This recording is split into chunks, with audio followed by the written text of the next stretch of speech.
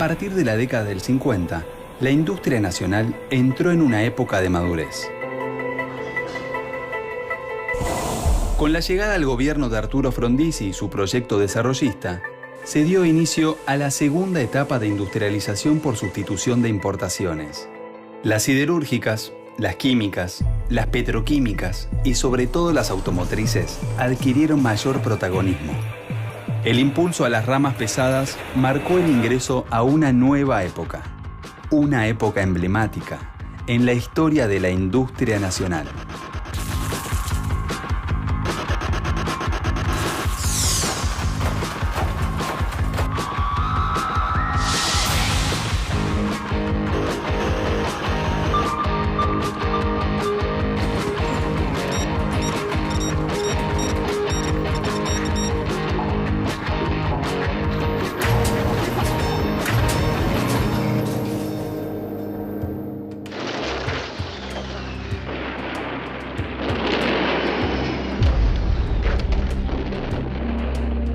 A partir de 1955 se sucede el golpe militar de la llamada, siempre entre comillas, Revolución Libertadora, y esto va a significar algunos cambios en la política económica, en la política industrial. El golpe de 1955 se alejaría rápidamente de una política industrial soberana, firmando el Tratado de Bretton Woods. Una serie de acuerdos de préstamos concedidos por el recién creado Fondo Monetario Internacional. Y también lo que implica no solo financieramente, sino aceptar reglas de juego que no son propias. De cómo tiene que ser la política industrial, cómo tiene que ser la política con las inversiones extranjeras. La política de la llamada Revolución Libertadora va a estar centrada en tratar de devolverle la centralidad a la oligarquía en el manejo de la economía, en contraposición a lo que sería un desarrollo industrial, pasando por alto 10 años de una construcción de una sociedad distinta, inclusiva, en base a la industria nacional, sobre todo de pequeños y medianos empresarios nacionales y obviamente la participación de los trabajadores. Y efectivamente trataron de volver a una sociedad que ya no existía más. El triunfo de Arturo Frondizi en las elecciones de 1958 puso fin a la dictadura de la Revolución Libertadora. El proyecto desarrollista llegaba al poder.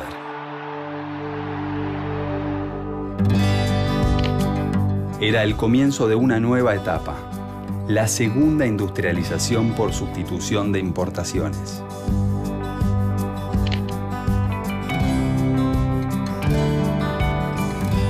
Cuando uno habla del desarrollismo, en realidad está hablando de una política favorable al impulso del sector manufacturero y de algunos sectores claves o estratégicos, básicamente el sector químico, el sector petroquímico, el sector de la industria automotriz, ¿sí? Y el sector en general productor de metales y de maquinarias y de equipos. Esos serían los sectores claves en esta estrategia desarrollista.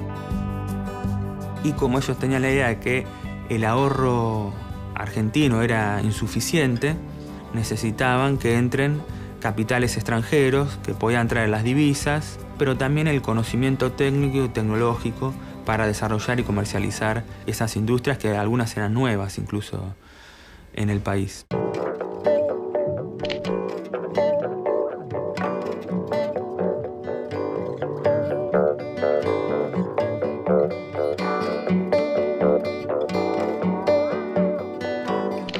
Como no hay ningún tipo de restricciones, como no hay ningún tipo de políticas específicas para limitar el ingreso del capital extranjero, sino que precisamente la idea es que venga todo el capital extranjero y todas las empresas que quieran y luego el mercado de algún modo lo va a racionalizar, genera que se instalen, una gran cantidad de empresas con mayor capacidad de producción de las que pueda absorber el mercado local.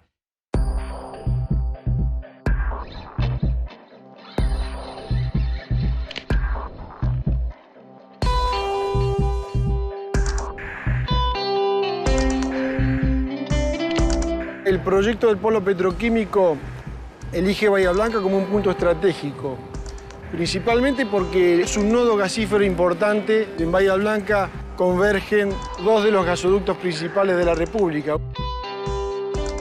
El otro aspecto también es la disponibilidad de energía. Y un tercer elemento no despreciable es la disponibilidad de un puerto importante que nos permite realizar las exportaciones con total comodidad.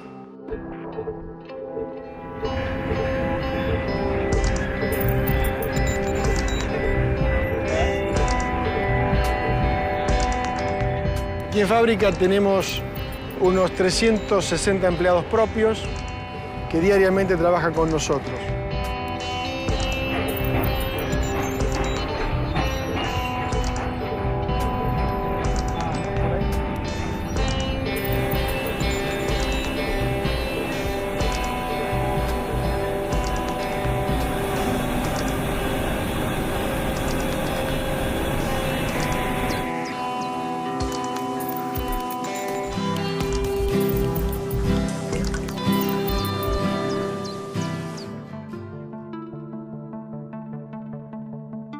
La inversión de capitales extranjeros, además de producir grandes mejoras en los sectores químico, petroquímico y siderúrgico, generó un gran desarrollo en la industria automotriz. Muchas de estas empresas intentan hacer algún convenio, alguna asociación con las empresas locales existentes para poder desarrollar la producción. Quizás el más significativo o el más emblemático por la tradición que tenía la empresa, no solo en la Argentina, sino que era una de las más grandes empresas de América Latina de tipo industrial, es Siam. El auto elegido para iniciar la producción local fue el Austin O60, que en Argentina se llamó Siam Di Tella 1500. La historia de Siam se remonta al año 1910, cuando el ingeniero Torcuato Di Tella, junto con los hermanos Allegrucci, fundan la sección industrial de amasadoras mecánicas. Mi abuelo tenía en esa época unos 13 años más o menos. Y leyó en el diario que salía una nueva reglamentación que prohibía el amasado a mano en las panaderías. Bueno, a él se le ocurrió la posibilidad de fabricar esas máquinas. A partir de ahí realmente empezó a crecer esta industria que se llamó Siam. La consolidación de la empresa se da en realidad en los años 20 a través de YPF y de los surtidores de nafta y todo lo que es tubos y cañerías. Al mismo tiempo se estaba desarrollando la cuestión de los electrodomésticos. La empresa realmente estaba creciendo con 2 plantas, o sea, y ahí te empieza a tomar otra dimensión. Un poco la formación de ingeniero de mi abuelo y, bueno, no sé, ciertas tradiciones hicieron que él, digamos, quisiera hacer bien las cosas. Lo cual uno puede pensar después fue la raíz del fracaso de Siam. El hecho de que, por ejemplo, las heladeras Siam, la gente las compraba y no las tenía que reparar ni reponer durante 20 años. Cuando muere mi abuelo, la empresa está en su cúspide. Todas las circunstancias son favorables, de la política industrial del peronismo, una cosa de mucha protección a la industria nacional. Se empezaron a tomar decisiones de seguir con el proyecto que teóricamente había imaginado mi abuelo, que era de algún día hacer un auto argentino, y se hizo, y que fue el famoso Siam Di Tella. Acompañando el esplendor de la industria automotriz, el 8 de abril de 1960, la empresa Fiat sacaba su primer modelo fabricado en el país, el también emblemático Fiat 600. Bueno, el Fiat 600 fue el primer modelo que Fiat Auto produjo en la Argentina, que aparte se produjo masivamente, y sin duda fue un ícono de la industria automotriz en Argentina, porque aparte más de la mitad de la población de entonces, la movilidad del primer auto, y aprendió a manejar con un Fiat 600, digamos.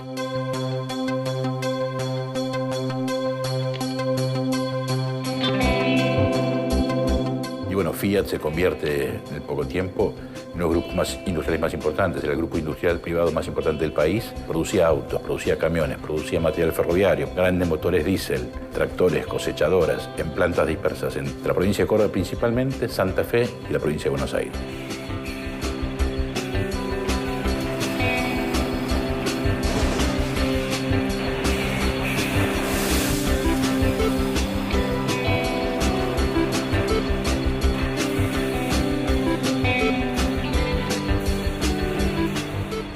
Hola, soy Gabriel Cánova. Estoy en el UT4, unidad de montaje, en punta de línea, y hacemos básicamente el primer control de carrocería.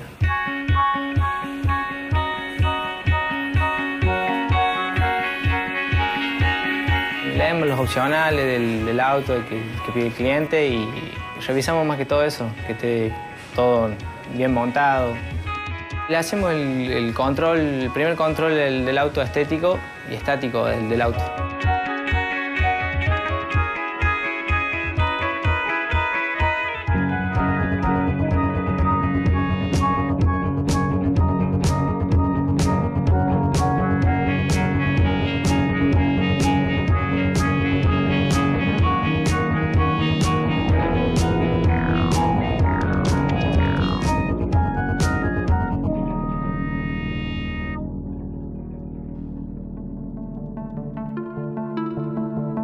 Más allá de que algunas ramas industriales experimentaron un gran crecimiento durante el gobierno de Frondizi, la llegada masiva de capitales extranjeros asfixiaba la producción local.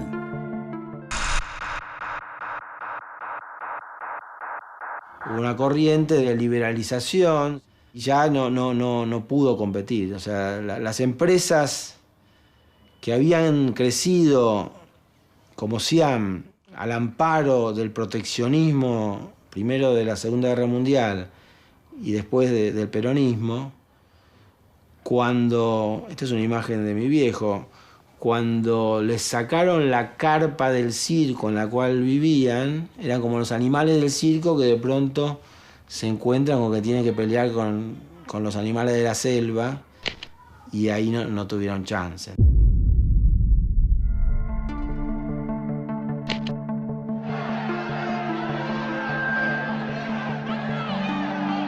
Muchos economistas caracterizan este periodo como segunda sustitución de importaciones, es decir, la formación de un capital más intensivo, inclusive vinculado a los monopolios extranjeros, que proveen de mayor productividad laboral, en cierto aspecto mayores niveles salariales, pero a contraparte o a condición de una mayor explotación laboral.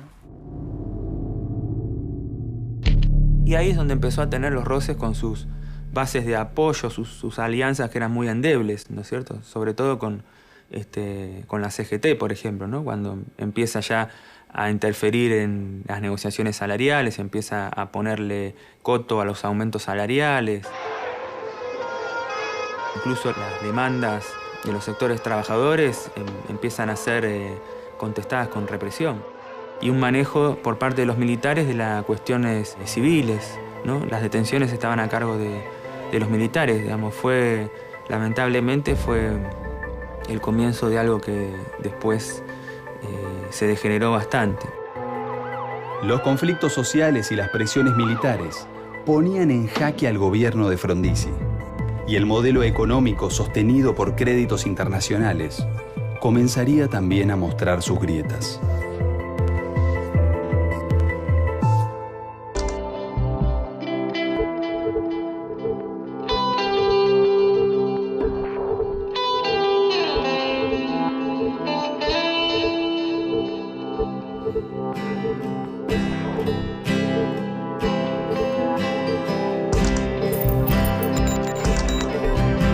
Hacia 1961, la Argentina volvió a toparse con un problema recurrente. Las exportaciones seguían concentradas en productos primarios, mientras que el crecimiento industrial requería una mayor importación de productos destinados a continuar el proceso productivo. Cuando se produce el crecimiento, y sobre todo con alguna expansión del mercado interno en términos por una mejora en la distribución de ingresos, etc., crece la industria. Y la industria requiere insumos y maquinarias que no se producen localmente. Entonces, las importaciones son mayores que las exportaciones. ¿Cuál es la respuesta de la política económica? Que la hace el peronismo y la hacen todos los gobiernos en adelante. Básicamente, apostar a la devaluación.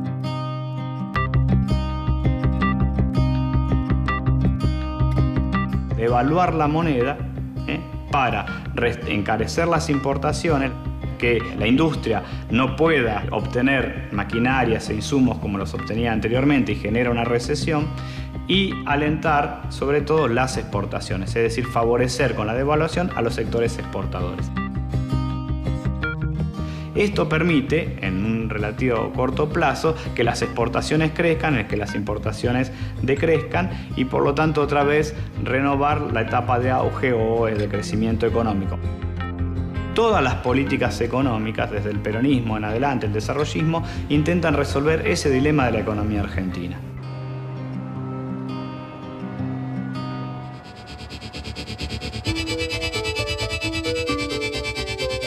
Tras el golpe militar de 1962, la salida forzada de Frondizi y la corta presidencia de Guido, en un contexto económico marcado por la recesión y en una situación política marcada por la proscripción del peronismo, en 1973, el radical Arturo Illia ganó las elecciones y asumió como nuevo presidente.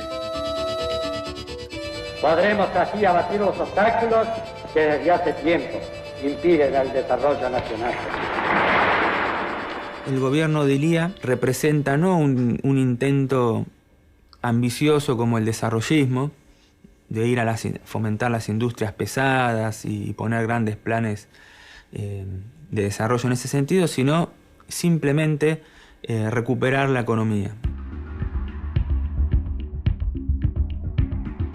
Está asignado por un periodo bastante bueno, en lo que hace al crecimiento del producto, al crecimiento de los salarios reales, situaciones, digamos, de pleno empleo, todo fomentado con políticas keynesianas.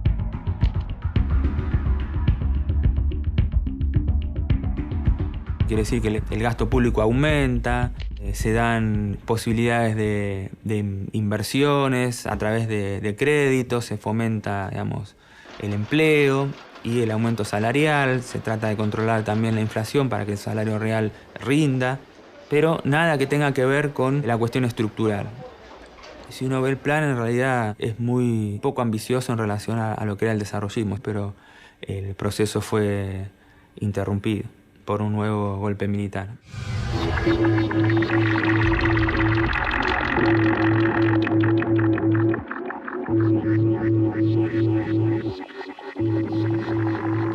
La fundamental medida de orden económico tomada hoy consiste en la liberación del mercado cambiario, el que continuará vigilado en la medida indispensable para evitar el uso abusivo de divisas y las operaciones especulativas. El gobierno de Onganía va a significar también un quiebre de la mano de la gran burguesía extranjera, que eso es lo que va a representar el gobierno en base a la política que va a desarrollar el ministro Krieger-Bacena.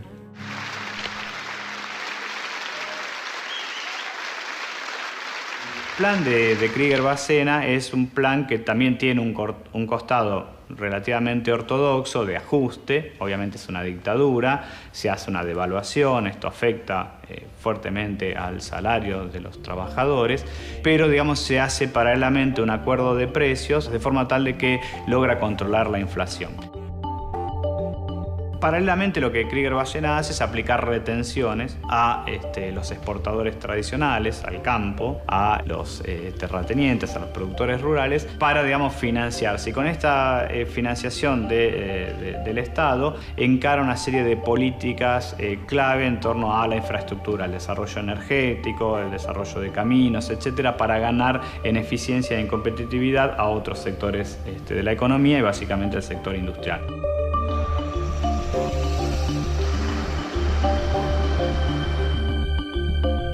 Paralelamente a esta política de búsqueda de eficiencia en el sector industrial, el gobierno de Onganía se enfrenta a varios problemas. Uno de ellos es la quiebra o las dificultades que tienen muchas empresas para poder seguir operando en condiciones económicas porque han sufrido la política de devaluación en el año 67, son empresas que estaban endeudadas en el exterior y tienen muchos problemas. El caso emblemático otra vez es el caso de Siam. Básicamente no podían competir con las grandes empresas que tenían internacionales, que tenían filiales en Argentina. No podían competir, porque una empresa de esas podía financiar durante 5 años tranquilamente un proyecto así. Y entonces el auto Siam sí fue un símbolo y fue un éxito y hubo hermosas publicidades que se guardan hasta el día de hoy, pero me parece que la realidad era que todo eso se hizo en base a un endeudamiento terrible y encima en cierto momento en una muy mala relación con los gobiernos que vinieron a partir de Onganía en el 66. Entonces eso terminó de clavar los clavos en el ataúd. Así como murió en esa lucha Siam, creo que hubo muchas otras empresas que también murieron. Y de alguna manera yo creo que con esas empresas como Siam murió también un poco el sueño de Argentina país industrial.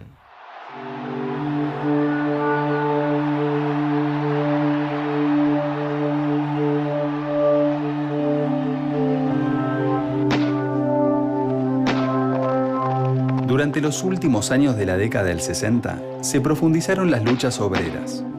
En mayo de 1969 en Córdoba, uno de los polos industriales más importantes del país, esas luchas se cristalizaron en un histórico levantamiento popular. El cordobazo es una explosión frente a distintos tipos de conflicto, específicamente laboral, pero también el conflicto político en torno al cual el Estado se divorcia de las distintas fuerzas sociales. También lo que representa es un emergente al interior de la clase trabajadora que empieza a crecer, que es la aparición de sindicatos, digamos, de base, que no estaban por ahí tan identificados con la ortodoxia o la CGT, ¿no es cierto?, la línea peronista, que empiezan a tener una presencia, bueno, justamente en la fábrica y sobre todo en la vía pública, en las calles. También encuentran ese apoyo en sectores de clases medias que se van radicalizando por todo un espíritu cultural de la época, la muerte del Che Guevara, bueno, un montón de fenómenos culturales que fueron haciendo también a ese emergente que se llevó puesto al gobierno autoritario. Después de la caída del gobierno de Onganía, se va a seguir con gobiernos militares, va a venir un gobierno de Levingston, después de Lanusse. Se van a caracterizar sobre todo la etapa de Levingston con Aldo Ferrer como ministro de Economía por un giro y una apuesta hacia el capital nacional.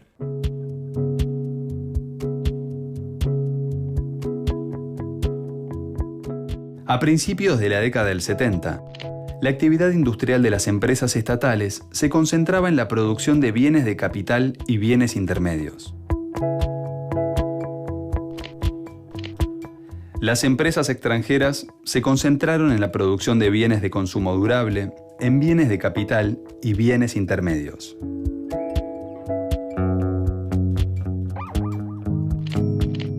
Y la burguesía local se concentró en la producción de bienes de consumo no durables y, en menor medida, bienes intermedios.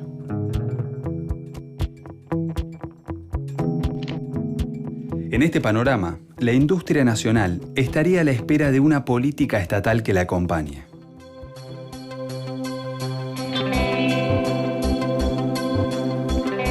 El 23 de septiembre de 1973, Perón volvía a ser presidente de los argentinos.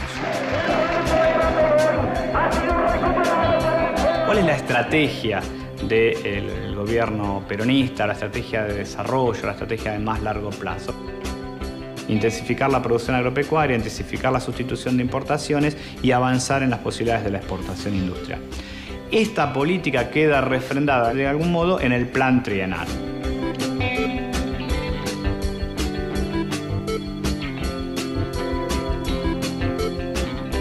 En ese plan trienal quedan expresadas estos lineamientos más estratégicos respecto a los distintos sectores de la economía nacional. Queda también allí reflejado el pacto social, se congelan allí los precios y se congelan también los salarios con cierta recuperación del salario real.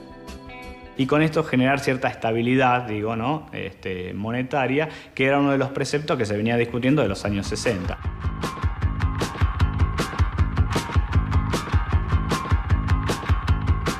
El desarrollo industrial antes del golpe militar fue bastante sólido. La industria venía creciendo a las tasas más altas de su historia. Eso creo que es uno de los mitos con los cuales también la dictadura y el poder económico trató de sacarnos la idea de la necesidad de industrializar el país y que no éramos eficientes. Allí hay un quiebre, hay un asesinato del modelo de industrialización por sustitución de importación.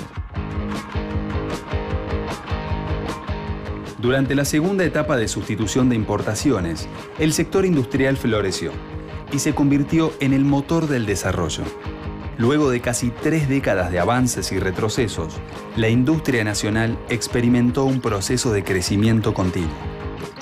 La interrupción del modelo sustitutivo llegó con el golpe militar, que puso en marcha una de las reestructuraciones económicas y sociales más dramáticas de la historia de nuestro país.